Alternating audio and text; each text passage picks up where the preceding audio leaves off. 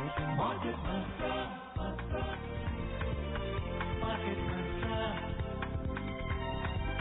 Market Mantra, Market Mantra, Market Mantra,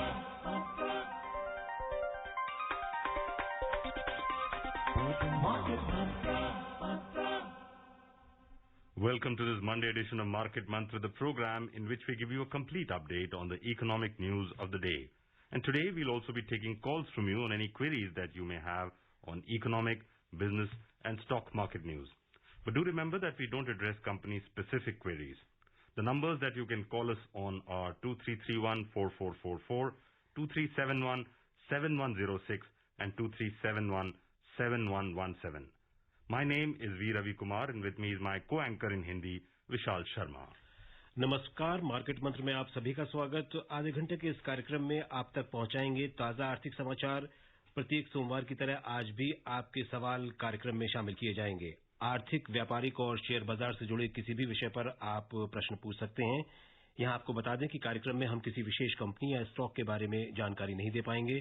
सवाल पूछने के लिए आप इन नंबरों पर हमें फोन कर सकते हैं 23314444, 23717106 और तीसरा नंबर है 23717117।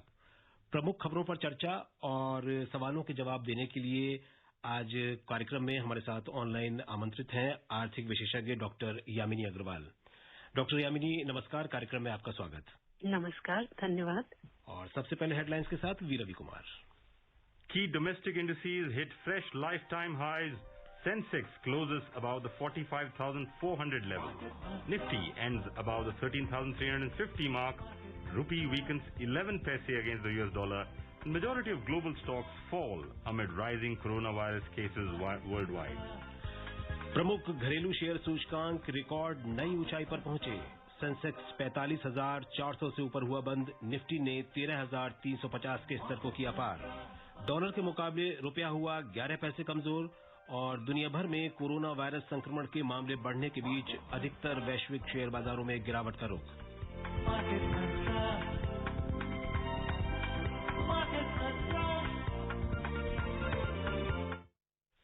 शुरुआत आज की सबसे बड़ी खबर से। रिकॉर्ड नई ऊंचाई पर पहुंचकर बंद हुए हैं आज सूचकांक।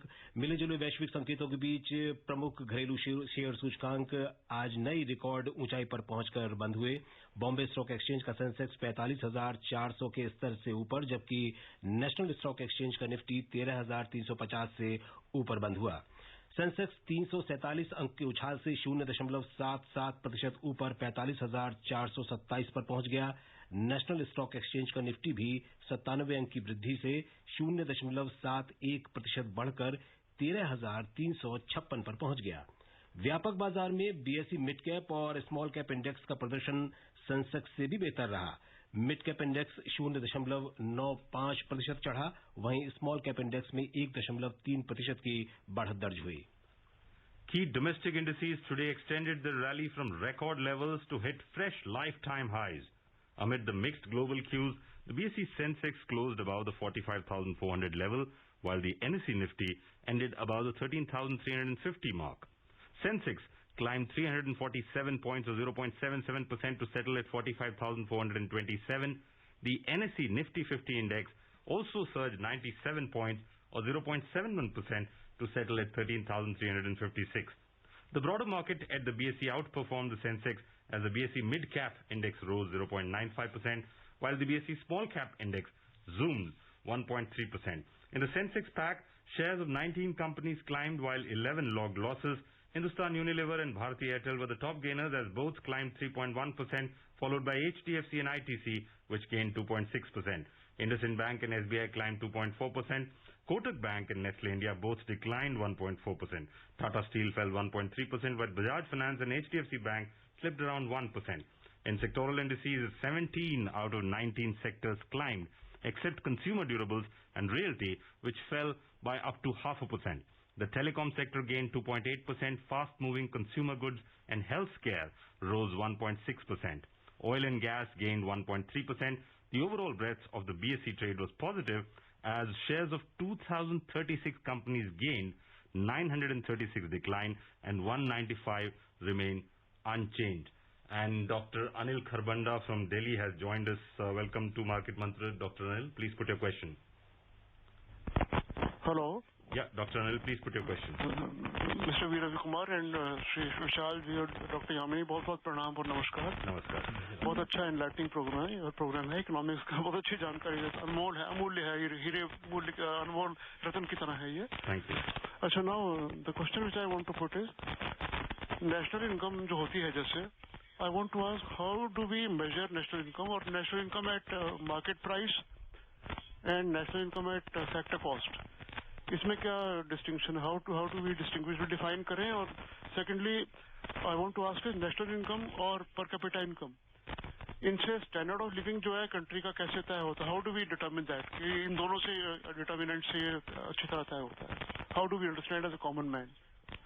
हाँ जी, मैक्रो इकोनॉमिक्स में नेशनल इनकम या ग्रॉस डोमेस्टिक प्रोडक्ट को मेजर करते हैं, overall output of the goods and services produced. Income के लिए आपके वेजेस, आपके रेंट्स, आपकी interest, investments, consumption, investment, government spending और एक्सपोर्ट्स माइनस इंपोर्ट्स को मेजर करते हैं.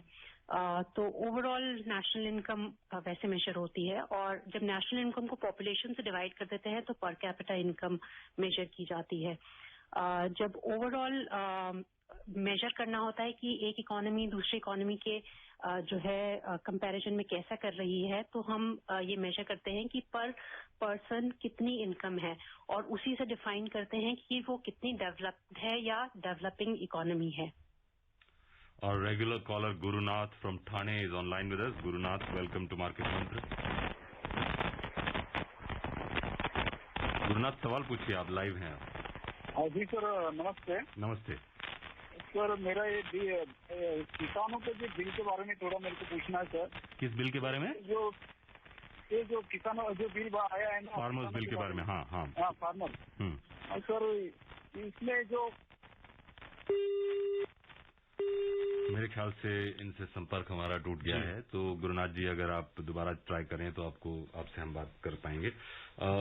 Yamini, we are talking about the markets before our callers started calling in and asking their questions, and of course that's the common question that a lot of callers have. Markets are at record highs. Is this a time to sell? Because I remember immediately after the crash in March, end of March and April, a lot of customers called, a lot of listeners called and asked us that everybody tells us when in the markets fall that you should keep invested for the long term. But when the markets go up, nobody tells us to sell. So would you as an expert tell people to sell because these are both for Nifty as well as Sensex lifetime highs? Well, yes, the markets are quite buoyant, and if somebody has made sufficient amount of gains, they can book profits. But to say that the markets should, one should go on a selling spree may not be correct, because value investing does pay off at the long term if one is active investor. Overall, the markets are buoyant primarily because the COVID vaccine is likely to come in, early now, and the economic recoveries are positive and the parameters are positive. So the markets are showing a good position. Whether they are sustainable or not is a different question, because there is expectation that there might be corrections in the market. We have Sajal from Kolkata online with us. Sajal, welcome to Market Mantra. Yeah, good evening, Ravi and entire team. Good evening. As the market has already hit 55,000 plus, so what is the trend? And then I do a frequent trading. And then what is the expectation of the market? How far it will go up, and whether it is a correction which is going to come? So should I hold on to the stocks or go on for fresh buying? What will be your suggestion? Well, overall, the markets are likely to be in the positive territory, which means they're likely to be high, because there is continuous positive reinforcements through the parameters reaching back, about 30 parameters, which the RBI tracks, reaching back to the pre-COVID levels of the February time, as well as there are other positive aspects which are shown in the economy. COVID vaccine coming in again is a positive thing that is likely to put the economy back into the normal phase. So overall, the markets is likely to be positive, but there can be corrections because profit booking can take place. And if you have had a sufficient amount of profit, it may be a good time to sell. Yamini, there's a short story that we had studied long time back. Leo Tolstoy had written it. It says, how much land is enough? So when you come to the market, a question that comes is how much profit is enough? A couple of days back, one of the callers on this show asked the question that I had invested in April and I have got 40% return. Should I hold on or should I sell? What would your answer be to such a question? Well, the markets are an all-time high, so there would be corrections, but it's not going to go down to a very low level. If one wants to see a good profit, it may be a good time to sell right now because one can book good profits. But again, they will remain in the positive territory. Whether they'll hang in the same level, it is very difficult to say, but they are likely to be in a positive territory for sure at these high levels. But everybody has an expectation of return, Yamini. I mean, for example, if they were thinking that I'm going to put in $1 lakh and I expect 25% return over 2 years, 3 years, and they have already got that kind of return, should they sell? But we will take that answer to that question, Yamini, after a live caller is calling us, a regular caller from Modi Nagar. Ashok Kumar is online with us. Ashok ji, सवाल पूछिए. Hello. हाँ जी, सवाल पूछिए. हाँ जी, नमस्कार. नमस्कार. मेरा सवाल ये है, इस बार जो है ना ऑयल मार्केटिंग कंपनी से रिलेटेड है, इसमें कुछ डिसइन्वेस्टमेंट भी होना या कुछ भी, इनका फ्यूचर क्या लग रहा है? और दूसरा सवाल ये है कि ये फाइनेंशियल ईयर 19-20 की जो रिटर्न की लास्ट डेट कब है सबमिट करने की?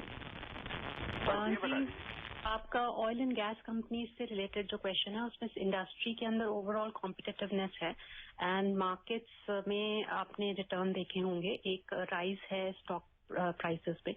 ओवरऑल इनकी जो पोजीशन है वो बेहतर होनी चाहिए. तो अगर किसी को निवेश करना है तो ये एक अच्छे समय होगा उनमें निवेश करने का. 31 दिसंबर लास्ट डेट है रिटर्न भरने की इस साल के लिए. So coming back to the question that we were discussing before Ashok ji called in with this question, is that if I have an expectation of investing for 2 years with a 20% per annum return and I've already got 40%, would you recommend that I sell and take that profit? Well, yes, because if somebody has a particular level in which reaches an expectation, one should book the profits because there is a possibility of the market going down and the corrections being there. And Ashok ji is a regular caller. Normally he asks about the metal sector. Today he didn't. Probably today he asked a different question for a chance. But you're seeing the prices of metals like copper, nickel, and even iron ore, they're all going up substantially, and that seems to be indicating some latent demand for manufacturing likely to pick up soon. How do you see this increase in prices of metal sector?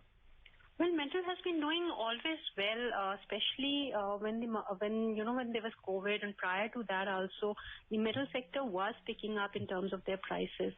It does indicate in some manner that there is demand for these particular metals, and certain specific metals, because of different discoveries, gain a lot of times, because if they're used in a particular technology or a resource, then automatically they do gather more price than what they were gathering earlier. So metal sector does become a good sector, especially when there are times of recession or when there are times when it's not doing so well as an economy. जी यामिनी, और अगर देखा जाए तो ये इससे पहले हम एक कॉलर का सवाल ले लेते हैं. हमारे साथ दिल्ली से जुड़ गए हैं परवेज जी. परवेज, कार्यक्रम में आपका स्वागत. नमस्कार, कोलकाता से मुश्ताक अली. लाइन में काटेंगे, लाइन रहने देंगे. हाँ मुश्ताक जी पूछिए सवाल. पूछिए. हाँ जी, हम वेट कर रहे हैं. हाँ सवाल पूछिए मुश्ताक जी. जी सवाल पूछिए अपना, क्या पूछना चाहेंगे आप एक्सपर्ट से? वो शेयर का लेकर के और गोल्ड का रेट. आप लाइन नहीं काटेंगे? हैं जी हाँ, आप सवाल पूछिए आप. हाँ नमस्कार, गुड इवनिंग टू ऑल. मेरा सवाल ये है कि करेक्शन आएगा या अभी भी इन्वेस्ट करते रहें, और किस सेक्टर में, गोल्ड किस दिशा में जा रहा है, जरा बताइएगा. लाइन मत काटिए. हाँ जी, मार्केट ऑल टाइम हाई हैं, करेक्शंस आ सकती हैं कभी, और देखी जा सकती हैं। IT sector, pharma sector, FMCG sectors एक अच्छे सेक्टर्स हैं जिनमें आप लंबे समय के लिए निवेश कर सकते हैं, लेकिन एक्टिव रहें तो बेहतर रहेगा। इनका दूसरा सवाल गोल्ड के बारे में। गोल्ड की प्राइसेस स्टेबल है और जब तक कोविड वैक्सीन जो है नहीं आती तब तक गोल्ड की प्राइसेस हाई लेवल पे ही रहेंगी, क्योंकि वो एक सेफ जोन है और निवेश करने का जोन मेंटेन रहेगा। जी यामिनी, कॉलर के सवाल से पहले मैं आपसे पूछना चाह रहा था कि पिछले कुछ कारोबारी सत्रों से हम लगातार देख रहे हैं कि BSE मिड कैप और स्मॉल कैप इंडेक्स का प्रदर्शन सेंसेक्स से बेहतर देखने को मिल रहा है। तो ये अपने आप में क्या बताता है? लार्ज कैप के मुकाबले अब मिड कैप और स्मॉल कैप शेयरों में जो है तेजी, ये क्या बताती है? जी देखिए, इकोनॉमी क्योंकि जो आशा है वैक्सीन के आने की और उससे जो तेजी या गति पकड़ेगी इकोनॉमी, उसके तहत लोग रिस्क लेने को तैयार हैं मिड कैप और स्मॉल कैप कंपनीज में। जहां तक लोगों को, अगर आपने देखा होगा कि कुछ small cap companies mid caps भी बन सकती हैं because of the higher valuations जो है हो रही हैं, जिसके तहत माना जा रहा है कि लोग रिस्क लेने को तैयार हैं और ज्यादातर उस टाइम पे रिस्क लेने को तैयार होते हैं जब माना जाता है कि इकोनॉमी का जो रिकवरी है या जो पॉसिबिलिटी है वापस ग्रोथ लेवल पे आने की, वो ज्यादा बेहतर होगी पहले से। Yamini, that's a common question that we've been asked for a long time on Market Mantra, especially I think December 2017 is when both mid caps and small caps, they peaked. And while Nifty and Sensex have hit their record lifetime highs, both the mid cap and the small cap index haven't yet hit their lifetime highs. But we'll continue this question. We have another caller who's live with us from Delhi. Mohammad Wazir is live with us. Mohammad, please ask your question. Welcome to Market Mantra. Thank you sir. मुझे ये पूछना था sir, प्रधानमंत्री जन धन योजना में मेरी mummy का खाता है और मेरी मम्मी का उम्र 85 साल है। अगर उनकी डेट होती है तो क्या वो मेरे नाम से हो सकता है? मेरा दूसरा सवाल ये है कि क्या इस बार भारत को कोरोना को जैसे एक्सपोर्ट का ऑर्डर बहुत कम मिला है क्या? धन्यवाद। जी, आपका पहला सवाल कि जनधन खाता जो है, जो आपकी मदर का है, वो आपके नॉमिनी आप हो सकते हैं, वो आपके नाम पे नहीं हो सकता। तो आप अपना नॉमिनेशन करा सकते हैं अपनी मदर को कह के। आप अपना जनधन खाता भी खोल सकते हैं उसी बैंक में या किसी और बैंक में। ये खाते के लिए था। और इनका जो दूसरा सवाल था वो Exports, have they fallen because of जो है वो अभी ओवरऑल मार्केट्स में अगर आप देखें तो कम हो गए हैं कोविड की वजह से, जिसकी वजह से जो है भारत में भी कमी नजर आई है। पर हमारे जो एक्सपोर्ट्स हैं वो हमारे इंपोर्ट से बेहतर प्रदर्शन में है रेट ऑफ चेंज में। And another regular caller of ours, Satish Kumar from Delhi is online with us. Satish, welcome to Market Mantra. Please put your question. Hello, हाँ जी, मैं मैडम से पूछना चाहता हूँ। मैडम, मैंने ना कई वीडियो देखी है, उसके अंदर ये बताया जाता है कि भारत में जो बैंकिंग सेवा है ना वो 1969 में ही लगभग खत्म सी हो गई थी, लेकिन सरकार हर तभी से ना उनकी मदद करके ना इस बैंकिंग सेवा को ना जीवित रखे हुए है। अभी भी ना सरकार को बैंकिंग क्षेत्र में ना उनकी मदद करनी पड़ती है, उनको काफी बड़ी रकम उनको डालनी पड़ती है। अगर सरकार मदद ना करे ना तो कब से ही खत्म हो चुकी होती। और मैडम एक सवाल और है कि मैडम जैसे पूरी दुनिया में इस समय जो भी टिकट विंडोज होती है रेलवे स्टेशन पे, बसों में, सभी जगह प्रोग्रामिंग सॉफ्टवेयर काम कर रहा है वहाँ, और लेकिन भारत में अभी भी ह्यूमन वर्कर ही यहाँ पे तो ये काम कर रहा है। तो मैडम भारत इस तरह के जो बदलाव होते हैं उसको इतनी देरी से क्यों अपनाए जाते हैं कि भाई अभी भी ह्यूमन वर्कर ही काम कर रहा है, जबकि पूरी दुनिया में प्रोग्रामिंग सॉफ्टवेयर है और आर्टिफिशियल इंटेलिजेंस काम कर रहा है? मैडम ये बताइए। जी, आपका पहला सवाल, बैंकिंग के क्षेत्र में प्राइवेटाइजेशन हुआ है और प्राइवेटाइजेशन में अगर आप देखें प्राइवेट बैंक्स काफी हद तक हैं और पब्लिक सेक्टर बैंक्स भी हैं। सरकार सिर्फ जो कैपिटलाइजेशन करती है वो पब्लिक सेक्टर बैंक्स में करती है और कोशिश करती है कि वहां पे भी जो है कोई इंटरफेरेंस ना हो। ओवरऑल बैंकिंग का सुपरविजन आरबीआई के अंदर आता है और बैंकिंग की स्थिति आप आरबीआई की report trend and progress report banking के अंदर आती है, उससे आप जान सकते हैं। Cooperative banks, rural banks, payment banks, ये सब एक बहुत अच्छी जो है दृष्टिकोण देते हैं हमारे बैंकिंग स्थिति के बारे में। तो आपने जो वीडियो देखा है मेरे ख्याल से वो एक सही वीडियो नहीं होगा। और जो आपका रेलवे से संबोधित संभाल है उसमें अगर आप देखें तो काफी हद तक डिजिटलाइजेशन हुआ है टिकट्स के अंदर और चीजों में भी। अगर आप मेट्रो की सेवा देखें तो वहां पे भी आपके पास जो सर्विसेज अवेलेबल हैं वो सॉफ्टवेयर के द्वारा या मशीन्स के द्वारा आपको अवेलेबल कराई जाती हैं। कार्ड सिस्टम्स हैं और सिस्टम्स को लागू किया जाता है। प्रोसेस थोड़ा जब एक बड़ी पीएसयू होती है या बड़ी यूनिट होती है जिसका बहुत सारे लोगों पर असर होता है, उन सभी चीजों को देखते हुए और कैपिटल को देखते हुए मद्देनजर रखते हुए टेक्नोलॉजी को इंट्रोड्यूस किया जाता है। Ashish from Madhya Pradesh is online with us. Ashish, welcome to market Mantra. सवाल पूछें अपना। नमस्ते मार्केट मंत्रा। ये मेरे को सवाल पूछना है, ये जो MRTP एक्ट है उसके अंतर्गत क्या नियम है जिससे कोई कंपनी पूर्णतः अपना मोनोपोली ना कर सके? जैसे अभी काफी बड़ी बड़ी कंपनियां हैं और उनकी मोनोपोली लगभग हो गई है, जैसे रिलायंस की, जियो की। तो ये क्या नियम है जिसमें ये ना हो पाए? क्योंकि अभी अपने यहाँ काफी ज्यादा ही मोनोपोली की तरफ बढ़ते जा रहे हैं। इसी का डर सभी किसानों को भी है। इसलिए मैं सवाल पूछ रहा हूँ, क्या मोनोपोली किस तरह से सरकार रोक सकती है MRTP कानून के अंतर्गत? अब MRTP कमीशन की जगह कंपटीशन कमीशन है जो देखती है कि कोई भी कंपनी ऐसा स्थिति ना लगा सके जिसमें वो मोनोपोली बन सके और कंपटीशन को अनफेयर बनाए और अनफेयर तरीके से उस कंपटीशन के तहत मुनाफा कमाए। MRTP को रिपील कर दिया गया था कंपटीशन एक्ट के थ्रू और ओवरऑल कोशिश की जाती है कि जो कंपटीशन है फ्री और फेयर प्ले प्रोवाइड कर सके सारे प्लेयर्स को, और जिसके लिए कोई भी व्यक्ति कंप्लेन डाल सकता है, चाहे वो राइवल कंपनी हो या कोई और कंज्यूमर हो कमीशन को, जिसके तहत कोई भी किसी भी नीति को चैलेंज किया जा सकता है कंपनी की। और अब एशियाई बाजारों पर नजर डाल लेते हैं। कोरोना वायरस संक्रमण के बढ़ते मामलों के बीच आज एशियाई बाजारों में गिरावट रही। चीन का शंघाई कंपोजिट इंडेक्स और जापान के निकेई दोनों 0.8% नुकसान में रहे।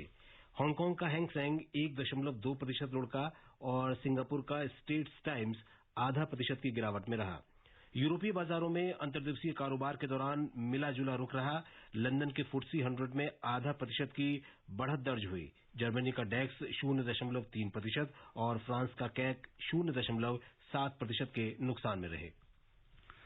Yamini, the Brexit deadline of 31st December approaches and there seems to be absolutely no deal so far, although Boris Johnson spoke to Ursula von der Leyen a couple of days back, but there seems to be no progress there. This seems to be really cutting it to the chase. We are coming very close to the deadline. Do you see any probable repercussions for India there?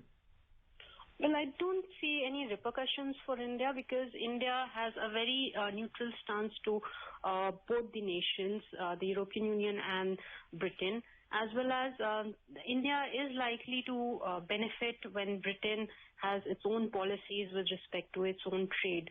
So I don't see much of a repercussions to India as such. जी, दिल्ली से हमारे एक और collar हमारे साथ जुड़ गए हैं, Deepanshu. Hello ji, Deepanshu. Yeah, hi. I would like to ask a question. I don't have any experience in the market, but I'd like to dare to ask that which sector currently is most appropriate to invest in? Which sector is most appropriate? For investing. For investing. Again, IT, pharma, FMCG are good sectors which are likely to be long-lasting sectors in the market. Banking is also another sector in which one can invest. Let's look at the rupee. The rupee today weakened 11 paise to close at 73 rupees and 90 paise against the US dollar. The domestic unit depreciated mainly due to appreciation in the US currency. The dollar index, which indicates the US dollar strength against a basket of 6 other leading currencies, rose 0.3% to 90.97 in intraday deals. And let's also look at the oil market. Oil prices today fell as the positive impact from COVID-19 vaccines and an OPEC Plus deal on oil production cuts were undermined by surging coronavirus cases and heightened tensions between the United States and China. In intraday trade, Brent crude prices were trading around $48.70 per barrel, while WTI crude prices were around $45.70 per barrel. Yamani, crude is something that particular day on 19th April, when Brent had gone down to $19 and WTI actually went down to -37. And now in the last 1 month itself, there's been a very sharp recovery of almost 25%.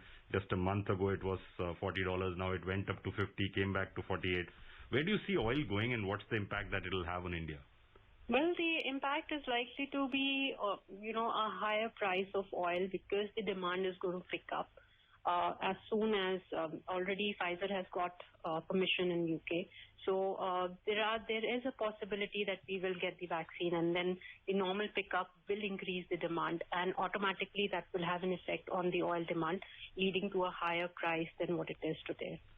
Dwarka from Chennai is online with us. Welcome to Market Mantra, Dwarka. Put your question, please. Dwarka ji, मैं द्वारका बात कर रहा हूँ. नमस्ते यामिनी जी and all the peoples. Thank you very much for giving me opportunity.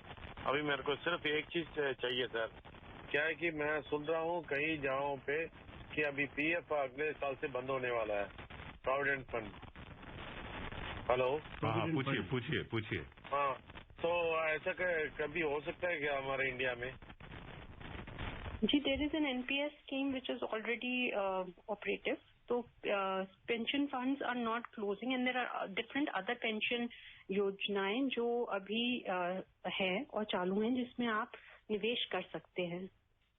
But there clearly doesn't seem to be any credence to that particular news right now. To that particular information with respect to the PPF. जी, और अब सोने पर नजर डाल लेते हैं. अंतर्राष्ट्रीय बाजारों में सोने में गिरावट से घरेलू बाजारों में भी सोने की कीमतों में कमी आई है. मल्टी कमोडिटी एक्सचेंज पर सोना 73 रुपए सस्ता होकर 49,119 रुपए प्रति 10 ग्राम पर रहा. चांदी भी 877 रुपए टूटकर 63,936 रुपए प्रति किलोग्राम के स्तर पर आ गई. न्यूयॉर्क मर्केंटाइल एक्सचेंज में सोना नुकसान के साथ $1,834 और 70 सेंट प्रति औंस, जबकि चांदी $23.90 प्रति औंस पर रहे. जी यामिनी, 56,000 के उच्चतम स्तर के बाद अब सोना 48,000 49,000 के स्तर पर आ गया है.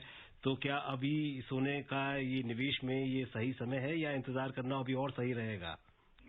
जी, सोने में अभी निवेश करना एक बहुत अच्छा समय नहीं होगा, क्योंकि काफी हाई लेवल पे है. जब लो होता है तब निवेश करना ज्यादा बेहतर रहता है. सोना अभी काफी हाई लेवल पे है और ये मेंटेन रहेगा जब तक वैक्सीन नहीं आती. तो मेरा मानना है कि जब ये नीचे स्तर पे आए तब निवेश करें तो बेहतर रहेगा. इंतजार करना बेहतर है. We'll try and take the last caller of the day. Prem Prasad from Delhi is online with us. Prem, please put your question quickly. नमस्ते सर, मेरे पास ना 50,000 रुपए है. मेरे को बताइए सर, 4-5 साल में मांगता हूँ, कहाँ लगाऊँ 4-50,000 रुपए? Quickly, Yamini, where he wants to invest 50,000. Fund में SIPs के द्वारा निवेश कर सकते हैं. डेट फंड में निवेश करेंगे तो ज्यादा बेहतर रहेगा. Okay, Yamini, the other thing that questions that typically come is that should we go for mid cap, small cap, large cap? Because large caps are at record highs, mid caps are close to record highs, small caps are still far away from record highs. Where would you recommend investment? Smaller investors should invest in a safer option of the large caps. That would be my advice to the smaller investors. The others who can take risks in mid caps and small caps investments may be suitable. Doctor Yamini, कार्यक्रम में शामिल होने और सवालों के जवाब देने के लिए आपका बहुत बहुत धन्यवाद. और आप चलते चलते एक नजर आज की सुर्खियों पर. Thank you, Yamini, for joining us live on Market Mantra and answering the questions, the queries that our listeners put in on this edition of Market Mantra. Before we close this edition of Market Mantra, a reminder of the headlines. Key domestic indices hit fresh lifetime highs. Sensex closes above the 45,400 level. Nifty ends above the 13,350 mark. Rupee weakens 11 paise against the US dollar, and majority of global stocks fall amid rising coronavirus cases worldwide. That's all that we have in this edition of Market Mantra. We'll be back again tomorrow with another edition of Market Mantra at 6:30 p.m. sharp. This is me, V. Ravi Kumar, and my co-anchor Vishal Sharma signing off. Namaskar. Market Mantra.